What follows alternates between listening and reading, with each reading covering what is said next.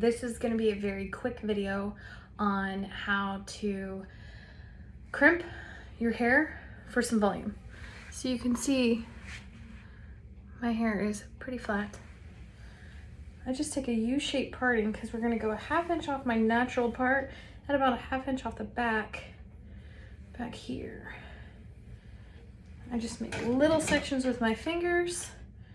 We're going to take our mini crimper, tiny, hold, release, and I think you can see it just a little bit. Take another parting. I always put mine on high because I just go quicker.